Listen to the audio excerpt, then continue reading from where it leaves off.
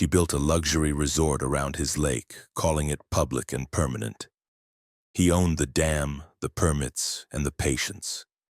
When he lowered the water by 3 meters, nature exposed every lie: mud, mold, collapse, lawsuits, and a viral reckoning that turned arrogance into ruin.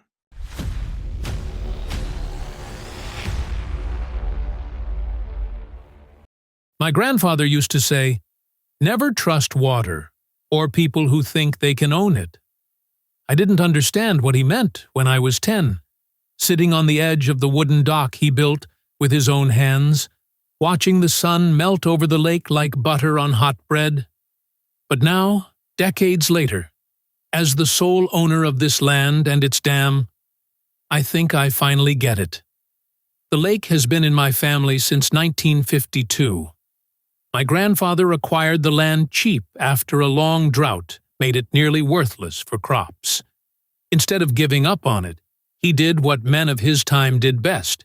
He built a dam, irrigation channels, a small maintenance shed that still leans slightly to the left, like it's perpetually listening in. That dam wasn't just a barrier, it was a declaration. The lake behind it became the lifeblood of a small agricultural operation that got us through some lean years. And through a combination of legal foresight and good old rural stubbornness, he managed to register it under a permanent water management right with the county. By the time I inherited the place, that right was as solid as the concrete walls of the dam itself. I modernized it over time, of course, added a programmable flow control system, put in a fish-friendly bypass channel to keep the environmental folks happy, and reinforced the structure with steel plating in 2015. Every improvement was filed, approved, and stamped with more bureaucracy than a passport office. I never cut corners. I couldn't afford to. The lake wasn't just mine. It was mine legally, historically, functionally, and I respected it. I mostly kept to myself. My house sat on the eastern slope, high enough to avoid mosquitoes but close enough to hear the frogs at night. I ran a small wood shop business, took care of the land, and maintained the water system like a farmer tends his field. Things were quiet, peaceful. That should have been a red flag. 2 years ago, the HOA from down the road, Lake Serenity, they started expanding aggressively. Some real estate development company bought a patch of forest just west of my property and began clearing it like termites on meth. Within 6 months, there were paved roads, streetlights, and model homes with fake shutters and fake smiles. Then came the signs: lakefront luxury living, coming summer. I remember standing there, arms crossed, watching workers drive stakes dangerously close to my property line. I sent the HOA president, some woman named Karen Turner, a polite letter, outlining the legal boundary and reminding them that the lake was not a public utility. No response. Then came the marketing campaigns. I saw one of their ads online by accident, a drone video sweeping over my Chinks Lake, showing freshly built cottages with cheerful music and voiceover promises like direct lake access and community water recreation. The kicker? They called the lake a shared amenity. I laughed so hard I nearly choked on my coffee. Then I got mad. Not loud, red-faced mad. The cold kind. The kind that makes you reach for file folders and pick up the phone to your attorney. The HOA never reached out, never asked permission, never even pretended to care. They just assumed that water meant public, and public meant theirs. I double-checked my maps, deeds, and regulatory filings, even consulted with the county clerk to confirm that the lake was still entirely on my parcel and under my management. It was. So I drafted a second letter. This one wasn't polite. It was legal. It came with attachments, copies of permits, historical maps, satellite images, surveyor stamps, even an engineer's note about upcoming maintenance that would require temporarily lowering the lake level by about 10 feet, 3 meters, in metric terms, for the California investors. The letter was served via courier, signature required. Karen Turner signed it herself.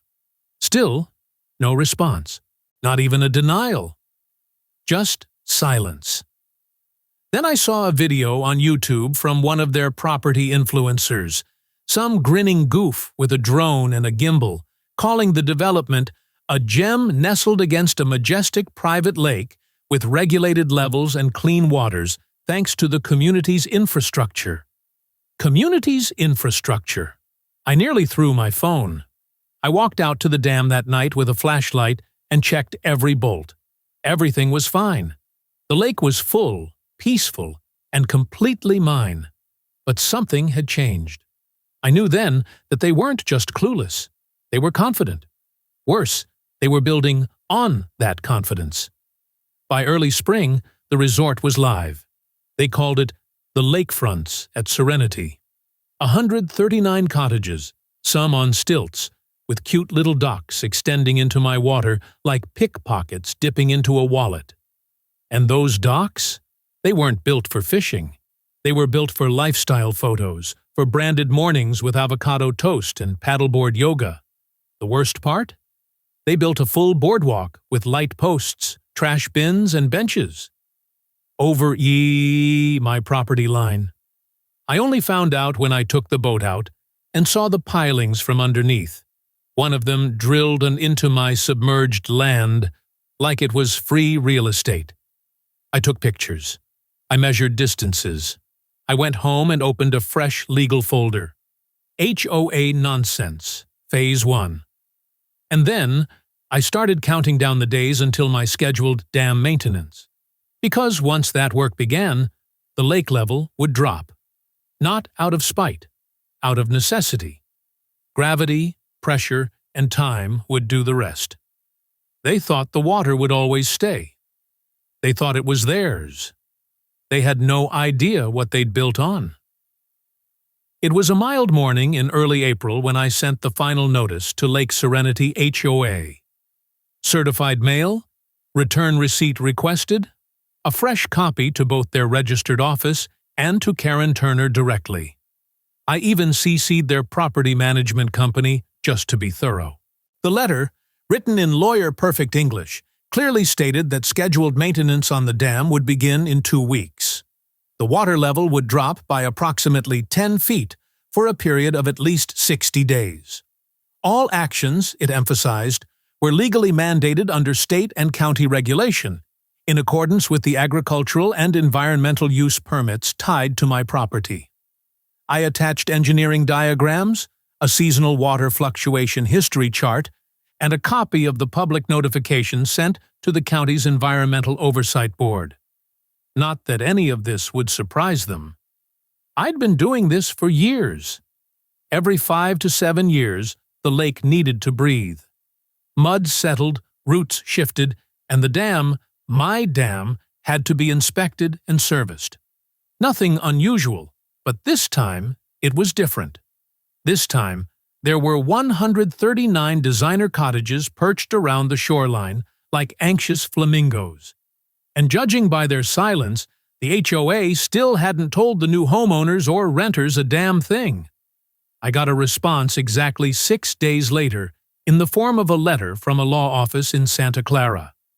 The letter argued, without a shred of legal backing, that all modifications to the water levels of Lake Serenity must be first approved by the Homeowners Association of Lake Serenity to ensure the safety and satisfaction of its residents.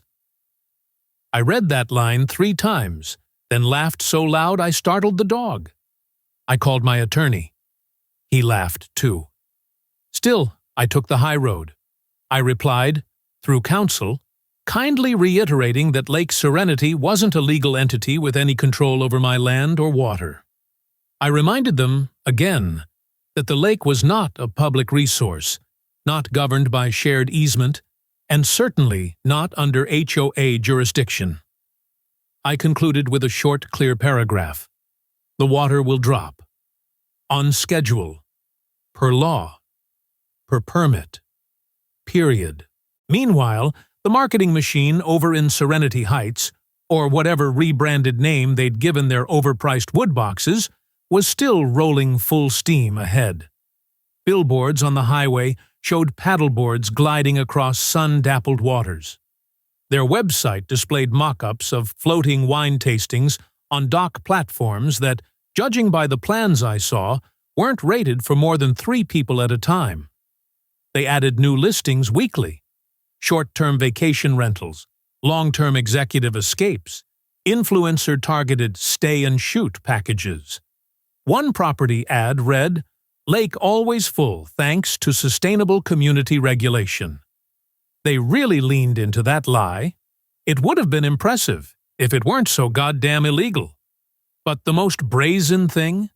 They started building more. 15 new stilt cottages, practically kissing the waterline, were now under construction. The support beams looked like matchsticks jammed into wet clay. No elevation clearance. No proper drainage plan. Just arrogance and pressure-treated lumber. I took my kayak out that weekend and paddled silently past the half-finished platforms.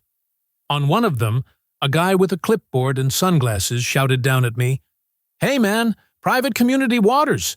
You can't be out here." I just smiled. "Buddy, I am the community. And this water? It's mine." He didn't answer. The next day, I spotted something new. A drone buzzing overhead, filming slow pans across the lake.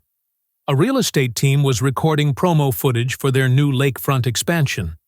I tracked it to a model home labeled the Serenity Loft. A Tesla with California plates was parked outside, and a few 20-something influencers were filming TikToks on a wraparound deck. I stood at the edge of my property, just inside the tree line, sipping coffee.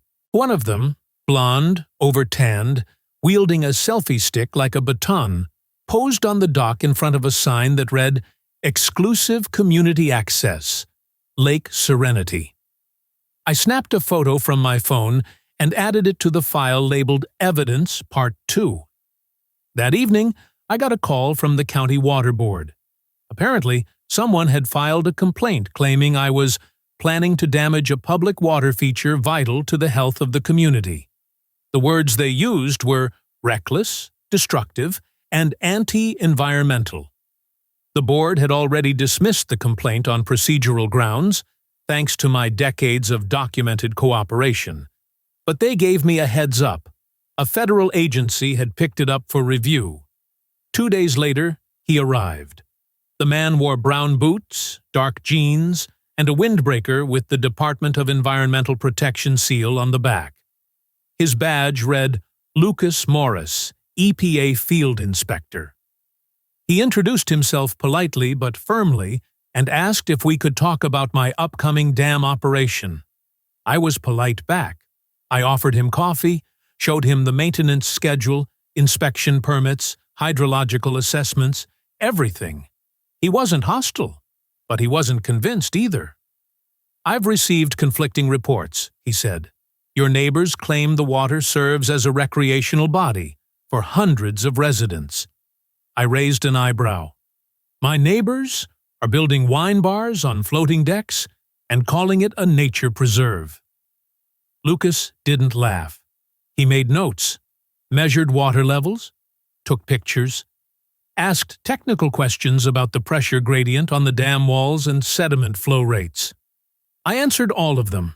He was sharp, no doubt about it. After 2 hours, he looked around one last time, then turned back to me. "You'll get an official EPA follow-up within 10 business days," he said.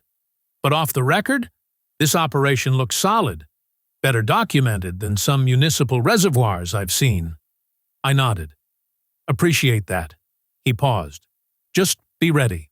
That HOA isn't going to take this lying down." I smiled faintly. Good thing I've got gravity on my side. The morning the water started to fall was so ordinary, it was almost disrespectful. Clear skies, a soft breeze, birds doing their usual chirping like it wasn't the prelude to a minor apocalypse.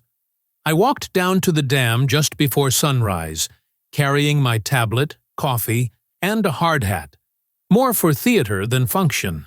I unlocked the main valve housing, entered my override code, and flipped the lever. That was it. The lake sighed. Over the next 48 hours, the level dropped gradually. 10 feet, just like the engineers had calculated. It was beautiful, in a way. The shore pulled back like a tide leaving secrets behind. Tree stumps, long submerged, became curious sculptures. Cracked earth appeared where reflection used to live. By the end of day 2, everything changed. The first call came from a panicked HOA rep, some mid-level project manager who probably had no idea Karen existed until now. He left a voicemail that started calm and ended in what sounded like actual sobbing. "Please call me back. We have, issues with dock integrity and, foundations showing? Like there's mold? Or something worse?" Something worse turned out to be structural collapse. The third cottage on the west bank, one of the new stilt builds, tilted forward like it had leaned in too far to gossip. By the time a construction crew got there, the platform had split clean through, dumping its wraparound porch into 3 feet of sucking mud. A local teenager caught it on video and uploaded it to TikTok with the caption, "Lake House decides it's done pretending." It hit 3 million views by sundown. That video triggered a chain reaction I don't think even nature could have engineered better. The drop in water revealed poor construction all around. Soggy clay banks, rotting beams that had been sunk into lake bed without proper sealing, foam insulation exposed like whipped cream between cracked boards. It wasn't just ugly, it was dangerous. Within a week, more than 20 cottages were labeled temporarily uninhabitable by county code enforcement, especially those with dock extensions. Several owners found black mold étif blooming along their basement walls, now that the hydrostatic pressure had shifted and the moisture turned inward. One unit had a full-on septic backflow event.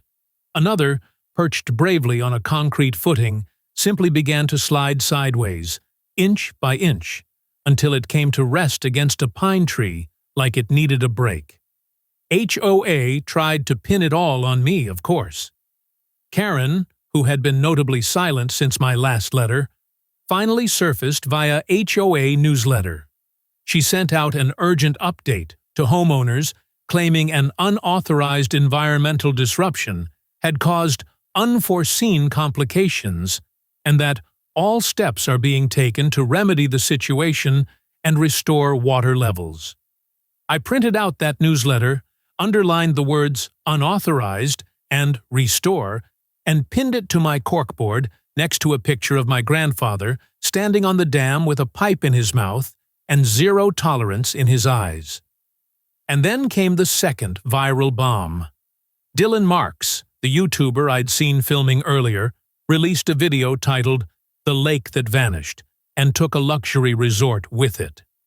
It started with a drone shot of the dry, cracked shoreline, then cut to dramatic footage of collapsed docks, a time-lapse of the dropping waterline, and even a side-by-side comparison of promotional renderings versus the soggy reality. To my surprise, Dylan had done his homework. The video showed aerial maps, overlaid with property boundaries. Mine up clearly, and explained the concept of riparian rights, easements, and private dam control. He had graphics, citations, even a brief interview clip with a local hydrologist who said, "Honestly, they never should have built that close to the lake. It's basic geostability." The video went viral in a way most HOA horror stories don't. Reddit picked it up. Twitter made memes. Facebook moms debated whether lakefront property was a scam. Cable news ran a 30-second segment about a community drowning in legal drama, minus the water. Investors began pulling out. Fast. Airbnb listings dried up overnight. Reservation systems crashed under refund demands. Some cottage owners were furious. Others were shell-shocked. I received 3 anonymous letters, 2 threats on voicemail, and 1 handwritten apology slid under my front gate. The boardwalk, a pride project they'd installed over my submerged land, was now a hazard zone. One support beam had snapped, dumping a bench and trash can into a pool of stagnant water where mosquitoes now held weekly summits. Someone spray-painted "Drowned in Greed" on the back of the HOA's rental office. That one made me laugh. EPA's man, Lucas Morris, came back during week 3. This time, he wasn't carrying a clipboard. He carried a camera and 2 other federal reps. They wanted to assess environmental impact and document potential urban runoff exposure due to mismanaged development. Translation: they were interested in seeing how badly Karen had screwed up. Lucas and I stood at the dam's edge again. He watched the sediment patterns, checked runoff gauges, and then nodded slowly. "This is going to escalate," he said. "I'm not the one escalating," I replied. "No," he said, "but gravity sure is. There's a sound that doesn't come from nature. It's sharper than the snapping of wood, colder than the slap of water, and more final than thunder.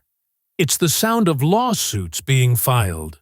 And in the weeks that followed the collapse of Serenity's shoreline dream, that sound echoed louder than any bullfrog on the lake ever could. It started with a single letter. A formal demand notice from a Bay Area investor group addressed to Lake Serenity HOA, citing willful misrepresentation of land and water rights, construction negligence, and fraudulent inducement to purchase. I got a copy of it anonymously, probably from one of the property owners who'd finally figured out whose lake they were sitting next to. More followed. By the end of the month, the HOA's legal inbox was flooded. Investors were suing for damages, lost rental income, devaluation, and emotional distress. Some had bought entire clusters of cottages as short-term rental properties. One guy claimed he'd sunk over $1 million into Serenity and was now the proud owner of 11 mold farms. His words. Then the insurance companies stepped in and promptly stepped out. Apparently, Karen's team had failed to properly disclose the lake's actual ownership status. On several key policy documents, the carriers launched internal investigations and found out that all claims tied to water damage, structural instability, and foundation loss were non-payable. Under a clause called owner-induced environmental change. The kicker? That clause didn't refer to me. It referred to them for building too close to a privately controlled dynamic water body without proper easements or impact studies. The HOA tried to call an emergency meeting. Homeowners showed up angry, wet, and out of patience. Some brought lawyers. Others brought photos of cracked drywall, sagging beams, flooded basements, and green-black fungal blooms that had eaten through bathroom tiles. One couple stood outside the clubhouse holding a sign that said, "We came for Serenity, got sinkholes." Karen finally made an appearance, dressed like someone testifying before Congress. Conservative blazer, tight smile, desperate eyes. She stood in front of the group and promised restoration. "Once the water returns," she said, "we will begin stabilizing infrastructure, rebuilding the boardwalk, and relaunching seasonal promotions." Someone from the crowd yelled, "What water?" Another added, "You promised us permanent lake access. You told us it was regulated." Karen held up a hand. "It is regulated by the community." That's when a woman in the back, the same one who'd emailed me earlier for clarity, stood up and said loudly, "Lady, That man owns the lake, and you knew it. I wish I could have seen Karen's face in that moment, but I was too busy reviewing my email inbox, which was now receiving fresh updates from my EPA contact, Lucas. He'd submitted his full report. It was scathing. The document concluded that Lake Serenity HOA had built on unstable soil, failed to secure water use rights, violated setback regulations, and had likely interfered with the natural ecosystem through unapproved shoreline modifications. The EPA wasn't just washing their hands of it. They were now considering civil penalties against the HOA for illegal runoff and environmental disruption. Lucas, always the polite one, followed up with a personal call. He sounded more amused than anything else. "I'd be shocked," he said, "if anyone insures that property again before the next decade." Then came the cherry on top. Remember Dylan, the YouTuber? He wasn't done. He released a follow-up video. The HOA tried to blame me and got the government instead. It included leaked emails from HOA board members scrambling to do damage control, drone footage of the boarded-up boardwalk, and an interview with a former construction contractor who openly said, "We told them not to build that close. They said, 'Don't worry, the lake's just for decoration.'" That one hit 8 million views in 4 days. Local media followed, then national. The New York Times ran a piece titled "Lake of Liability: When Luxury Meets Legal Reality." CNN aired a segment with before and after shots of the shoreline and a panel of real estate experts awkwardly trying to explain what due diligence actually meant. Karen and the board tried one last play.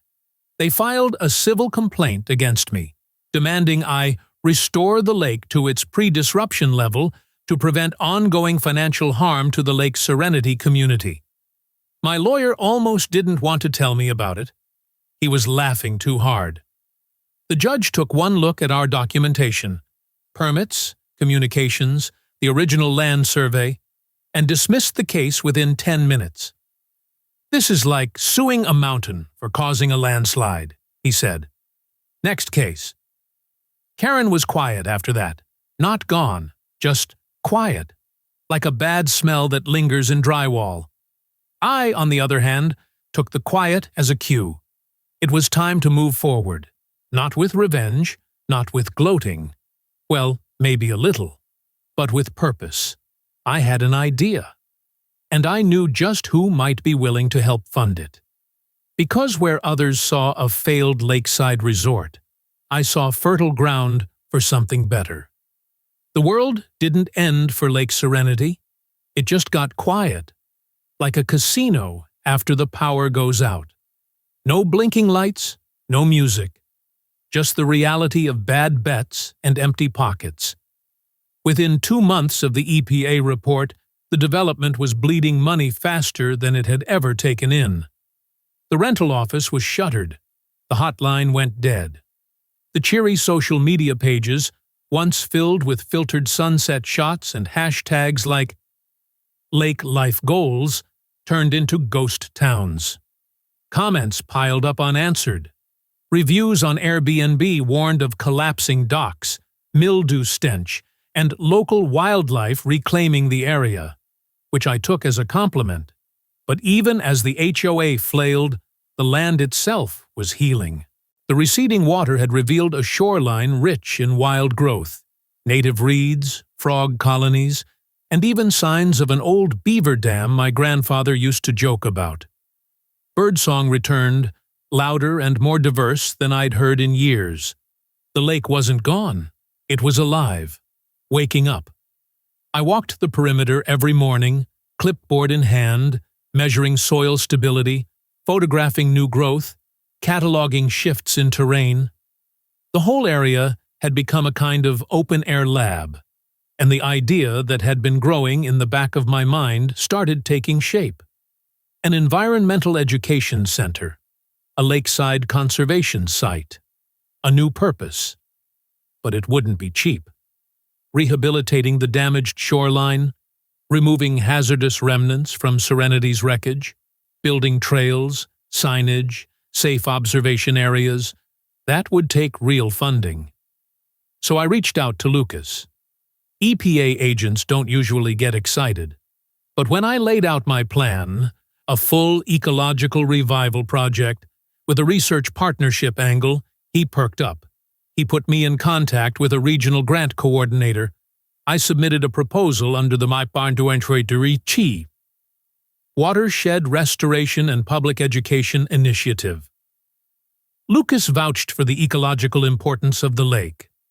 My documents made the case: historical land use, current environmental conditions, and the rare opportunity to turn a failed private development into a thriving conservation site. 3 weeks later, I got the email. Approved. Federal funding, $280,000. Matching grant from the state of Nevada, another $120,000. It felt surreal. Same land, same lake. But now, instead of HOA fees and lawsuits, we had trail markers and nesting boxes on the way. I wasted no time. The first building I targeted was what used to be Karen's pride and joy, the Serenity Welcome Center. A 2-story, glass-heavy structure with a fake fireplace and shelves full of brochures no one had read. It had been abandoned for over a month, and the county had finally seized it for unpaid back taxes and code violations. I bought it at public auction for less than the price of a used Toyota. The building sat on the only solid foundation in the entire west shoreline. I cleaned it up, replaced the solar panels, and slapped a new sign over the main door. Watershed Revival Center.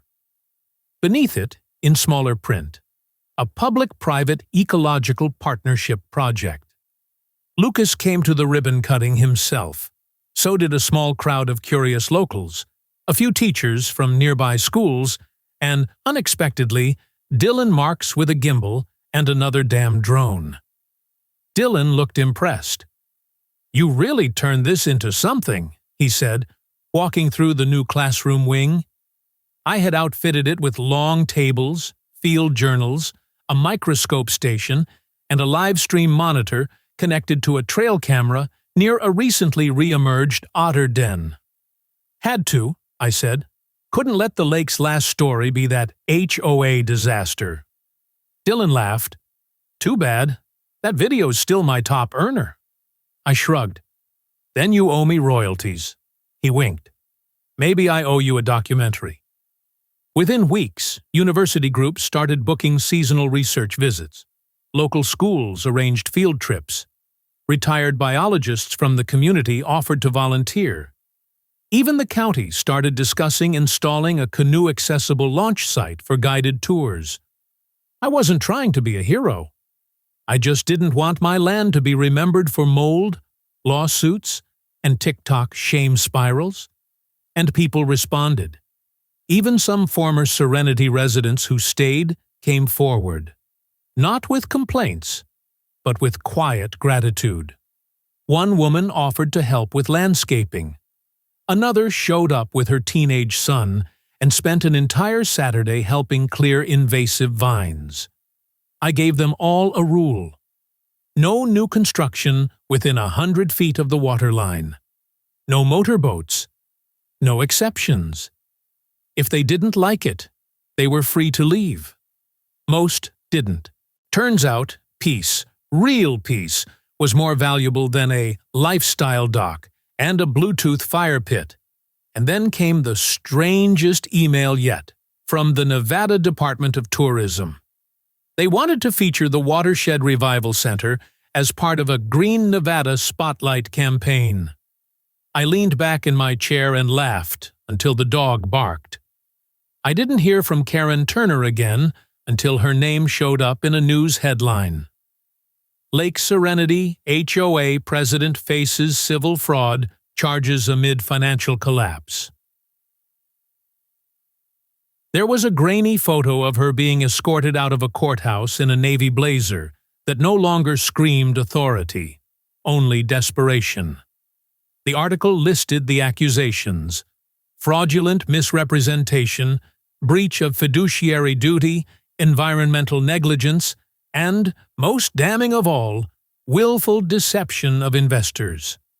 Turns out, several of the contracts she used to secure funding had contained falsified documents, doctored maps, edited statements of easement, even a forged signature from a surveyor who, as it happens, died in 2018.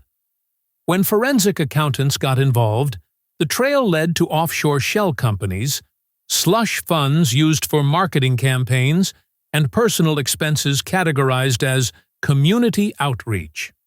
One receipt showed a $5,000 charge for a spa retreat labeled Stakeholder Stress Management. The judge wasn't amused. Neither was the insurance board, who issued a ruling formally blacklisting her from holding any executive position in a regulated development or HOA entity again, anywhere in the United States. By the end of that month, Serenity HOA officially dissolved. What was left of its board resigned in a flurry of public apologies and private panic. Property titles reverted to individual ownership. Maintenance and utilities became each owner's personal problem. Some abandoned ship. Others hung on out of stubbornness or sunk cost. But the real turning point came when a group of residents, maybe 15 or 20 of them, showed up at my center. They asked for a meeting.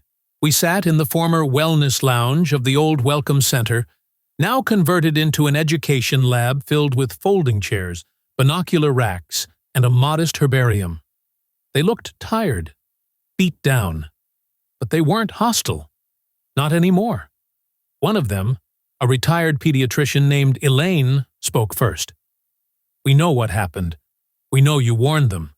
We just didn't know all of this." "We didn't ask." Another added, "We believed her. She said you were some crank trying to ruin the community." I looked around the room. "You believed a marketing campaign. I don't blame you for that. But I do need to know, what do you want now?" There was silence for a moment. Then Elaine said, "We want to stay, but not like before. No more false promises. No more boardwalks and fake regulations. Just whatever this is." She gestured toward the open window, where a pair of herons glided across the water like quiet diplomats. I thought for a long moment. Then I nodded. "All right. But here's the deal. No new construction without independent environmental review. You want access to the lake? You get access. But it's for education, for preservation, not for paddleboard brunches. You take care of it, or you lose it." They agreed. Within a week, we drafted a Community Environmental Stewardship Agreement, a voluntary, non-legal pact outlining responsibilities for those who remained on the old Serenity lots. It included restrictions on fertilizer use, mandatory greywater systems, and a cooperative watch for invasive species. Some thought it was too strict. Most signed anyway.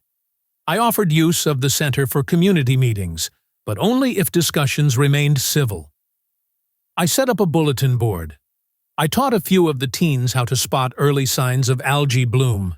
I even installed a dock library, an old canoe filled with waterproof books and field guides, tethered to a post near the shallows. Lucas came by again during that time, this time as an invited speaker. He gave a talk on wetland restoration and joked about how most of my cases end in court orders, not birdwatching tours.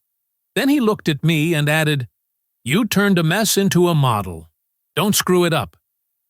Even Dylan, now calling himself a documentary producer, returned to film a final follow-up. He interviewed residents, walked the trails, and captured sunrise over the lake in a slow pan that genuinely gave me chills. And then came the day the last Serenity lot went up for tax auction. A property that had once been marketed at $800,000 The crown jewel of the lakefront experience, sold for less than 12 grand. I didn't bid. Didn't need to. The people who bought it were a group of volunteers from the university's biology department. They planned to turn it into a student research dormitory. Couldn't have asked for better neighbors. Exactly 1 year after the first cottage sank into the mud, I hosted a barbecue on the lake's northern ridge. We'd cleared out the old gravel lot, repurposed some scrap lumber from collapsed Serenity docks, and built a large community grill station under a shaded awning. Someone brought folding tables. Someone else brought mismatched chairs. A local baker donated pies. Dylan brought a six-pack and a camera he never turned on. "Just here to eat," he said, "and maybe soak in the irony." Lucas from the EPA showed up in jeans and a flannel shirt, holding a tray of veggie skewers and looking more relaxed than I'd ever seen him. "It's weird," he said as we grilled. "Usually, by this point, I'm filing citations and writing incident reports. Instead, I'm eating smoked trout next to a lake I once investigated." "You should make a brochure," I said, flipping a burger. From compliance to cuisine. One dam's journey. He snorted. "Don't tempt me." By sunset, we had maybe 60 people gathered. Locals, volunteers, biologists, teachers, kids with nets catching bugs, and a few of the old Serenity residents who'd stuck it out. We toasted with lemonade. Someone played a banjo. No one checked their phone for at least an hour.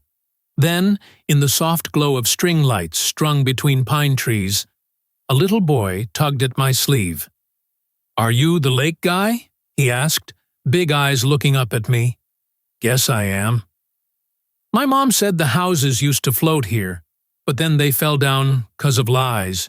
Is that true?" I took a moment, then knelt beside him. "Well, they didn't float. And they didn't fall down just because of lies. But yeah, lies had a lot to do with it." He nodded, like that made complete sense.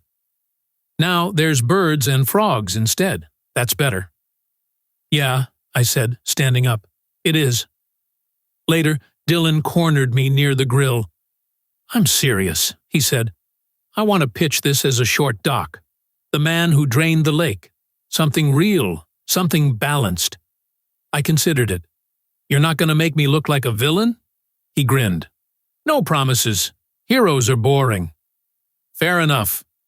As the crowd started packing up, one of the older volunteers handed me a hand-carved sign. Burned into the wood, in neat, simple lettering, it read, "Bennett Lake, restored, 2025. Preserved by stewardship, not ownership." We hung it by the trailhead that evening, just before the last light disappeared behind the ridge. I stood there a while after everyone had gone, the lake calm, the air still, the dam behind me humming soft and steady like it always had. No boards to answer to, no angry letters, no more fake serenity, just water, land, and a lesson that finally settled like silt. You don't have to flood a place to drown a lie. Sometimes all you need to do is let the water fall.